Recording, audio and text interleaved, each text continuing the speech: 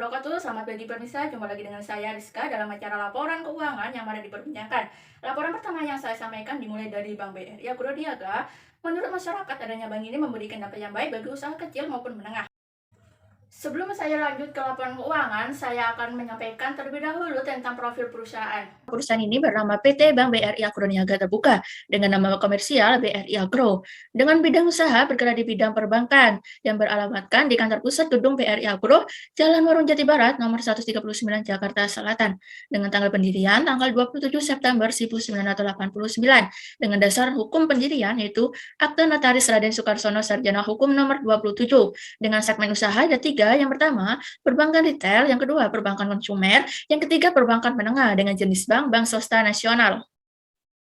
Visi dan misi perusahaan, di mana visinya yaitu menjadikan bank dengan layanan terbaik dan fokus di sektor agribisnis. Untuk misinya yang ada 3, yang pertama, melakukan kegiatan perbankan yang terbaik pada segmen usaha kecil dan menengah, terutama sektor agrobisnis. Yang kedua, memenuhi kebutuhan pokok, jasa, dan layanan perbankan yang berkualitas. Yang ketiga, memberikan manfaat yang optimal bagi para stakeholder. Produk Bank BRI Agro Niaga ada 3, yang pertama tabungan, yang kedua adalah giro, dan yang ketiga adalah deposito. Di mana tabungan ini berisikan tabungan BRI Agro, program tabungan berhadiah, tabungan infinity, tabungan multima, tabunganku, dan tabungan simpel. Untuk giro berisikan giro BRI Agro rupiah dan giro BRI Agro valuta asing. Untuk depositonya berisikan deposito BRI Agro rupiah, deposito BRI Agro valuta asing, deposito on call, dan program deposito berhadiah. Layanan Bank BRI Agro Niaga ada 3, yang pertama adalah layanan perbankan, yang kedua adalah layanan treasury, dan yang ketiga adalah kredit. Di mana untuk layanan perbankan ini terdiri dari transaksi ekspor-impor, bank garansi, surat kredit berdokumen dalam negeri, transfer LLC, clearing transaksi valuta asing, dan safe deposit box. Lalu untuk layanan treasury ini terdiri dari foreign exchange transaction. Untuk yang kreditnya terdiri dari kredit retail, kredit konsumer, kredit program, dan kredit menengah.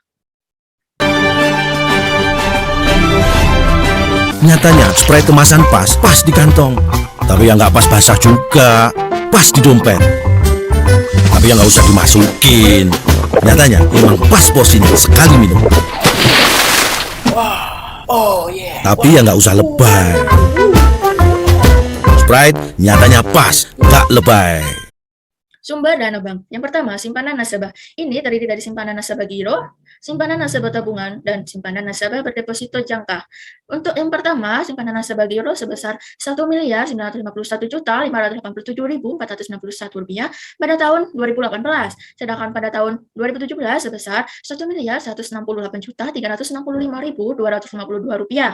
Untuk tabungan pada tahun 2018 sebesar Rp1.589.933. Untuk tahun 2017 sebesar Rp658.892.624. Sedangkan untuk deposito berjangkanya pada tahun 2018 sebesar Rp15.107.458.766. Lalu pada tahun 2017 sebesar Rp10.592.020.992. Yang kedua, simpanan dari bank lain. Yang pertama adalah dalam bentuk rupiah, dan yang kedua adalah dalam bentuk valuta asing, di mana dalam bentuk rupiah ini pada tahun 2017 sebesar Rp3.911 dan 2018 sebesar Rp80.561. Sedangkan dalam bentuk valuta asing pada tahun 2017 sebesar Rp27.135 dan pada tahun 2018 sebesar 0. Sehingga untuk total simpanan dari bank lain pada tahun 2017 sebesar Rp31.46 dan pada tahun 2018 sebesar Rp80.561. Jasa bank, di mana yang pertama adalah pendapatan provisi dan komisi, yaitu pada tahun 2018 sebesar Rp16.326.262, sedangkan pada tahun 2017 sebesar Rp13.048.193. Pendapatan provisi dan komisi yang berkaitan langsung dengan kegiatan pemberian kredit atau pendapatan provisi dan komisi yang berhubungan dengan jangka waktu tertentu. Dia amortasikan sesuai dengan jangka waktu kontrak menggunakan metode suku bunga efektif dan diklasifikasikan sebagai bagian dari pendapatan bunga pada laporan laba rugi dan penghasilan komprehensif yang lain. Laporan komitmen dan kontingensi. Ini ada 4. Yang pertama, tagihan komitmen. Yang kedua, kewajiban komitmen. Yang ketiga, tagihan kontingensi. Dan yang keempat adalah kewajiban kontingensi. Di mana untuk tagihan komitmen ini sebesar Rp7.513 yang terdiri dari fasilitas pinjaman yang belum ditarik dan posisi pembelian spot dan derivatif yang masih berjalan. Untuk kewajiban komitmen ini sebesar Rp1.428.360 yang terdiri dari fasilitas kredit kepada nasabah yang belum ditarik, yang kedua fasilitas kredit kepada bank lain yang masih belum ditarik, yang ketiga adalah irrevocable LC yang masih berjalan, yang keempat adalah posisi penjualan spot dan derivatif yang masih berjalan. Untuk tagihan kontingensi sebesar 0 yang terdiri dari garansi yang diterima, pendapatan bunga dalam penyelesaian dan lainnya. Yang keempat, kewajiban kontingensi sebesar Rp7.313 yang terdiri dari garansi yang diberikan dan yang lainnya.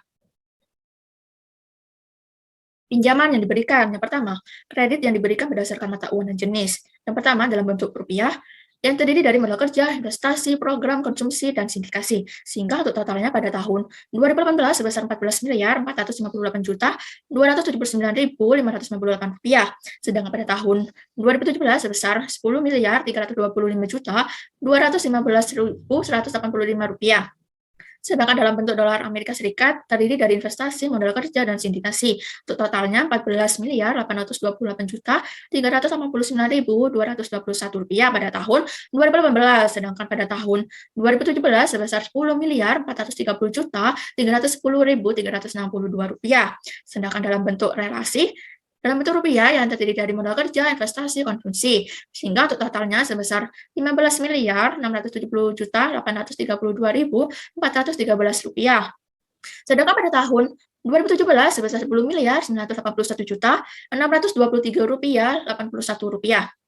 Sehingga untuk yang kedua yaitu berdasarkan sektor ekonomi dalam bentuk rupiah yang terdiri dari pertanian, perdagangan, perindustrian, jasa dunia usaha, konstruksi, dan yang lainnya. Sehingga untuk totalnya yaitu sebesar Rp14.458.279.598 pada tahun 2018. Sedangkan pada tahun 2017 sebesar Rp10.325.215.185.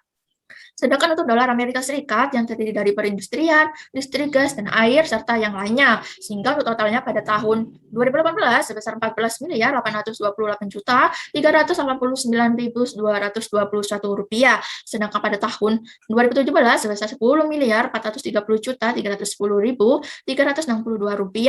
Sedangkan untuk yang pihak berelasi dalam bentuk rupiah yang terdiri dari pertanian, perdagangan, perindustrian, dan yang lainnya. Sehingga untuk totalnya pada tahun 2018 sebesar Rp15.670.832.413. Sedangkan pada tahun 2017 sebesar Rp10.981.623.081.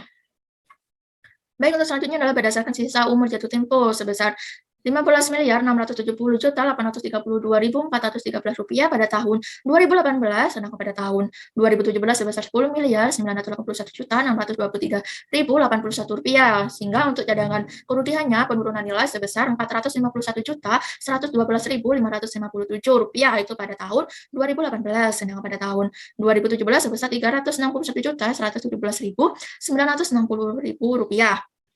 Sehingga untuk netonya pada tahun 2018 sebesar Rp15.219.719.856.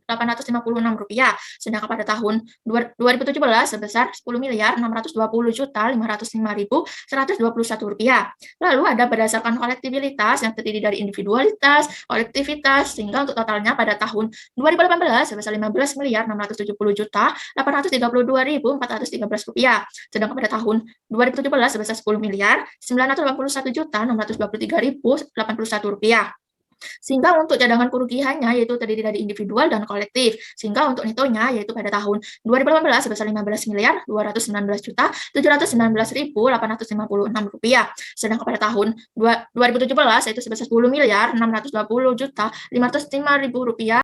Yang kelima adalah berdasarkan segmen operasi. Sama, yang pertama adalah pihak ketiga dalam bentuk rupiah yang terdiri dari menengah, retail, dan konsumer. Sehingga pada tahun 2018 sebesar Rp14.448.279.598. Sedangkan pada tahun 2017 sebesar Rp10.325.219.185.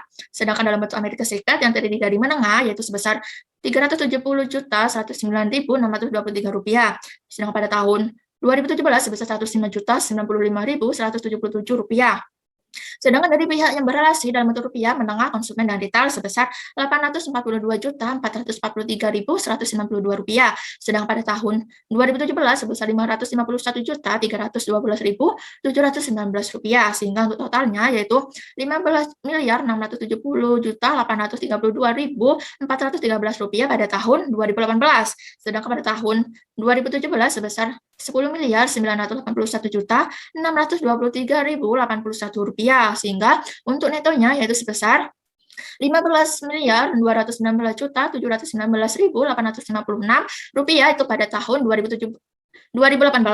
Sedangkan pada tahun 2017 sebesar Rp10.620.505.121. Jumlah kredit yang diberikan yang telah direstrukturisasi oleh bank pada tahun 2018 sebesar Rp1.347.452.220 dan pada tahun 2017 sebesar Rp945.592.743.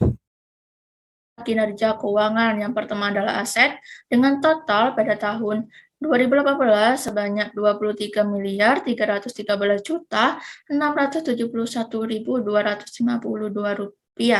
Sedangkan pada tahun 2017 sebanyak Rp16.322.593.372.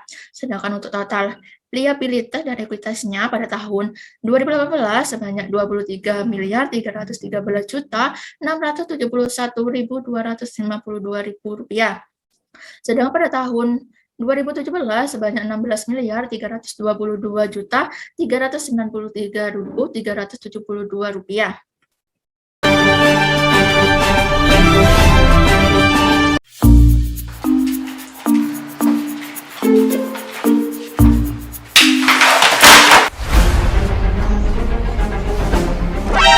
Bro.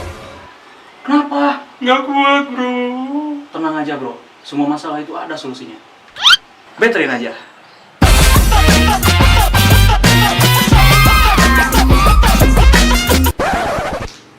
Yuk, bro. Woi, yang woi. Dari segi laporan laba rugi dan penghasilan komprehensif yang lainnya. Untuk total labanya pada tahun 2018 sebanyak Rp244.212.623.000. Sedangkan pada tahun 2017 sebanyak Rp140.495.535. Sedangkan untuk total penghasilannya pada tahun 2018 sebanyak Rp142.660.203. Sedangkan pada tahun 2017 sebanyak Rp180.845.914. Dari segi laporan perubahan ekuitas untuk saldo per tanggal 31 Desember 2013 dari segi modal yang ditempatkan sebesar Rp1.791.253.796. Sedangkan dari segi tambahan modalnya sebesar Rp945.203.438. Sedangkan dari saldo pada tanggal 31 Desember 2018 sebanyak Rp2.329.023.000. Sedangkan dari segi tambahan modalnya yaitu pada tahun 2018 sebanyak Rp1.827.177.644. Dari segi laporan arus kas, yang pertama adalah arus kas dari segi aktivitas operasi pada tahun 2018 sebanyak Rp2.693.603.315. Pada tahun 2017 sebanyak Rp786.628.632. Sedangkan dari arus kas dari aktivitas investasi sebanyak Rp373.840.147.000 itu pada tahun 2018. Sedangkan pada tahun 2017 sebanyak Rp727.543.619. Sedangkan dari segi arus kas, aktivitas pendanaan sebanyak 1.669.661.139 rupiah pada tahun 2018. Sedang pada tahun 2017 sebanyak 1.491.894.028 rupiah. Untuk total kas dan setara kasnya di akhir tahun sebanyak 5.796.111.819 rupiah itu pada tahun 2018. Dan pada tahun 2017 sebanyak 2.266.637 rupiah. Laporan tadi menutup laporan di pagi hari ini. Saya, Rizka, dan kru yang bertugas mengundurkan diri. Selamat pagi dan selamat beraktivitas. Wassalamualaikum warahmatullahi wabarakatuh.